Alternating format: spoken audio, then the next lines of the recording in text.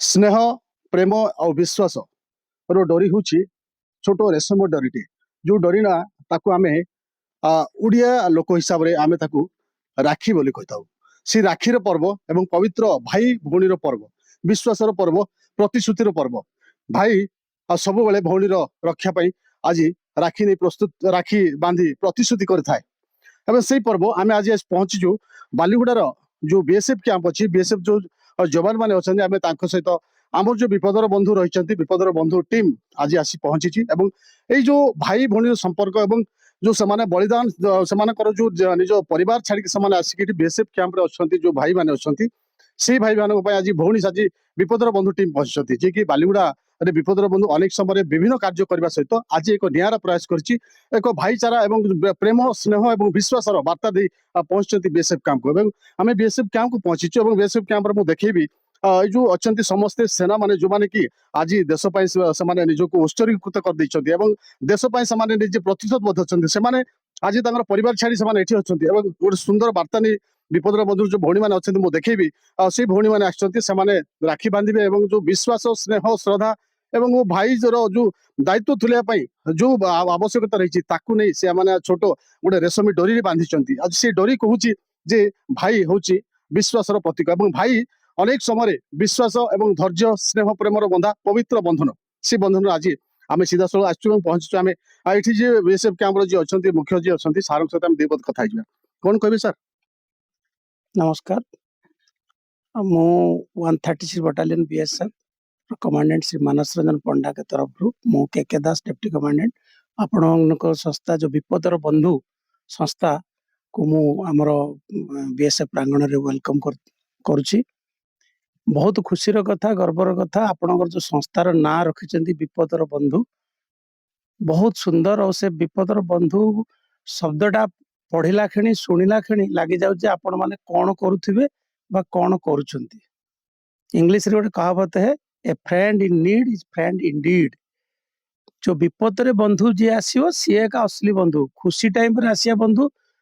सी सब रही बंधु विपद टाइम रे जी आसला का रोगग्रस्त टाइम रे का अभाव टाइम रे का माड़ हो जाइए किए कौन सी दृष्टि निडी अच्छी से टाइम रे जदि जड़े बंधु आसपा से भल से आपण जो संस्था मु संस्थार जो कार्यकलाप जी भी आइडिया दे भल मु खुशी कथा गर्वर कथा आपणकर विपदर बंधु जो प्रेसिडेंट सुनील कुमार पात्र साहब जो आउ जी जो स्टाफ अच्छे नायक बाबू रेडी बाबू आपण सब भौणी मैंने जो आसछन्ती समस्त जो काम नोबल कामटा कर बहुत भल काम आपण मु शुणिया पाइले आपण एटा कोरोना टाइम रे आरंभ करथिले ए आइडियाटा जो आपण मुंड को आसला बहुत बढ़िया और आज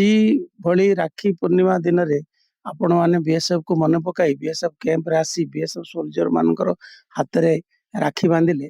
तो आमे भी एटा ता बदल रे आपण को वादा करछु जे आमे जोठे भी बीएसएफ रहिबो चाहे बॉर्डर रहू एलओसी रहू आईएस ड्यूटी रहू अन्य कौन सी जगह रे आमे सबुबले भल काम करू निडी लोक हेल्प करू एठे भी करछु आउ बॉर्डर रे भी करछु एलओसी रे करछु और ए काम को आमे आगे भी बढ़ाबो एठे भी आमे केबे केबे कागो रक्त दरकार पड़ुची कागो एम्बुलेंस दरकार पड़ुची केते थर बहुत जगह हमरो 6टा सीओ भी अछि आपन जानिथिबे बड़ खमा खामनखोल डोका मोहनगिरी सादेंगिया इगुनपदर सेठा आमे कहिछु हमरो एमआई हॉस्पिटल छोट हॉस्पिटल भी आमे गेट पाखरे खोलिछु जे कौन से लोक केतेबेले भी आसिले कौन से फास्ट एड दिया जाऊ ताको कौन से नियरेस्ट हॉस्पिटल फिरंगिया हो बालीगुड़ा हो ताको शिफ्टिंग करा जाऊ कौन सी प्रकार हेल्प जो आमे कैपेबल अच्छु करिया भी आमे से कामटा करू तो आपण वाला संस्था सहित आमे जड़ित होइकी और आपण जो राखी बांधिले आम ऊपर आमठू जो उम्मीद रखिले कि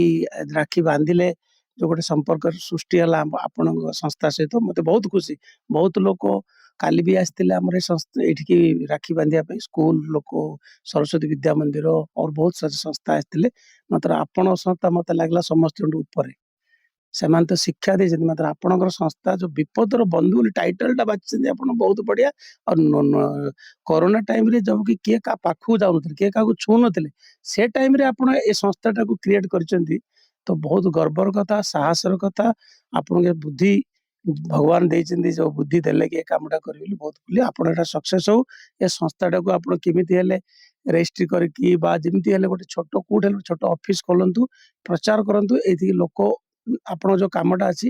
କୌଣସି ବି ଲୋକ ଯିଏ କ୍ୟାପେବୁଲ ଅଛି ଏଥିରେ ଦାନ କରିବ, ନିଶ୍ଚିତ ଦାନ କରିବ, କାରଣ ଆପଣ କାମଟା ସବୁବେଳେ ଗରିବ ଲୋକଙ୍କ ପାଇଁ ସେଟା କରିବେ। ତ ଆପଣମାନେ ଆସିଥିବାରୁ ମୁଁ ବହୁତ ଗର୍ବ ଅନୁଭବ କରୁଛି। ଆପଣମାନଙ୍କୁ ବହୁତ ସେ ତहे ଦିଲ ସେ ଧନ୍ୟବାଦ। ଆପଣଙ୍କ ସଂସ୍ଥାର ସର୍ବ ବିକାଶ ଓ ସଫଳତା ମୁଁ କାମନା କରୁଛି। ବଢିଆ ବାର୍ତ୍ତା ବି ରଖିଛନ୍ତି ସାର୍। ସେ ବିପଦର ବନ୍ଧୁର ବେଷ୍ଟ ୱିଶେସ୍ କାମନା କରୁଛନ୍ତି। ବିପଦର ବନ୍ଧୁର ସମସ୍ତ କଥା ବି ସେ କହୁଥିଲେ ଏବଂ ଏଇ ଯୋଉ ବିପଦର ବନ୍ଧୁର ଯୋଉ ବର୍ତ୍ତମାନ ଯୋଉ ଭଉଣୀ ମାନେ ଅଛନ୍ତି ଆମେ ତାଙ୍କ ସହିତ ଦୀପକ କଥା ହେଇଯିବା। ଆଚ୍ଛା, କଣ କହିବେ ଯୋଉ ଆଜି ଆସିଛନ୍ତି ବିଏସ୍ଏଫ୍ କ୍ୟାମ୍ପ ଭିତରକୁ ଆସିଲେ, ବିଏସ୍ଏଫ୍ କ୍ୟାମ୍ପରେ ଯୋଉ ଅଛନ୍ତି ଯୋଉମାନେ ସୈନିକ ମାନେ ଅଛନ୍ତି ତାଙ୍କୁ ବାନ୍ଧିଲେ, ରାକ୍ଷୀ ବାନ୍ଧିଲେ, କଣ ଅନୁଭବ ହେଲା, କେମିତି ସବୁ ଏଇଟା ଯୋଜନା କଲେ? ପ୍ରଥମେ ନମସ୍କାର ସମସ୍ତଙ୍କୁ। ଆଉ ମତେ ବହୁତ ଖୁସି ଲାଗିଲା କ୍ୟାମ୍ପକୁ ଆସିକି, ଯେହେତୁ ମାନେ ମୋର ବି ଷ୍ଟୋରି ଅଛି, ମୁଁ ସେଇଟା ବି ଟିକେ କହିବା ପାଇଁ ଚାହେଁ। ଯେହେତୁ ଆମ ଘରେ ଭଉଣୀ ମାନେ ଖାଲି, ଭାଇ ନାହାନ୍ତି, ମୁଁ କୋଉ ବର୍ଷେ ବି ରାକ୍ଷୀ ବାନ୍ଧୁ ନଥିଲି। ତ ଏଇଠିକୁ ଆସିକି ମତେ ବହୁତ ଖୁସି ଲାଗିଲା, ଯେହେତୁ ମୁଁ ଭାଇମାନଙ୍କୁ ପାଇଲି। ତ ଆଗକୁ ଚାହୁଁଛି ମୁଁ ଏମିତି ଯଦି ରାକ୍ଷୀ ପୂର୍ଣ୍ଣିମା ଆସିବ ମୁଁ ନିହାତି ଆସିକି ଭାଇମାନଙ୍କୁ ରାକ୍ଷୀ ବାନ୍ଧିବି। ଆଉ ଭାଇମାନଙ୍କ ଠାରୁ ବି ଆଶା କରୁଛି ଭାଇମାନେ ଯେମିତି ଭଉଣୀ ମାନଙ୍କୁ ଯେମିତି ସପୋର୍ଟ କରିବେ। ବାସ୍ ଆଉ କିଛି ଦରକାର ନାହିଁ, ଭାଇମାନଙ୍କ ଠାରୁ ସ୍ନେହ ପ୍ରେମ ଏତିକି ହିଁ ଆମକୁ ଦରକାର। ଆପଣ ଯିଏକି ବିପଦର ବନ୍ଧୁ ଜଣେ ଟିମ୍ ଜଣେ ସିଏ ବି ତାଙ୍କର କଥା ରଖୁଥିଲେ ଯେ ଆକ୍ଚୁଆଲି ଯୋଉ ରାକ୍ଷୀ ବନ୍ଧନ ଇଏ କେବଳ ଏକ ମାତ୍ର ଗୋଟେ ଛୋଟ ପ୍ରତୀକ, କିନ୍ତୁ ୟାର ମୁଖ୍ୟ ଉଦ୍ଦେଶ୍ୟ ହଉଛି ଭାଇ ଏବଂ ଭଉଣୀର ଏକ ଏକ ସମ୍ପର୍କର ପ୍ରତୀକ। ତ ଆଜି ଆଜି ଆଜି ଯୋଉ ବିପଦର ବନ୍ଧୁ ଟିମ୍ ତରଫରୁ ଆକୁ ନିଭେଇଛନ୍ତି ଏବଂ ଗୋଟେ ସୁନ୍ଦର ପ୍ରୟାସ କରିଛନ୍ତି, ସେଥିପାଇଁ ବିପଦର ବନ୍ଧୁ ଟିମ୍ ମଧ୍ୟ ବର୍ତ୍ତମାନ ତାଙ୍କୁ ମଧ୍ୟ ବିଏସ୍ଏଫ୍ କ୍ୟାମ୍ପ ତରଫରୁ ମଧ୍ୟ ଶୁଭେଚ୍ଛା ଜଣାଯାଇଛି ଏବଂ ଶୁଭକାମନା ମଧ୍ୟ କରିଛନ୍ତି। କନ୍ଧମାଳ ଜିଲ୍ଲା ବାଲିଗୁଡ଼ା ବିଏସ୍ଏଫ୍ କ୍ୟାମ୍ପ ପରିସରରୁ ତାପସ କୁମାର ନାୟକ, MBC TV।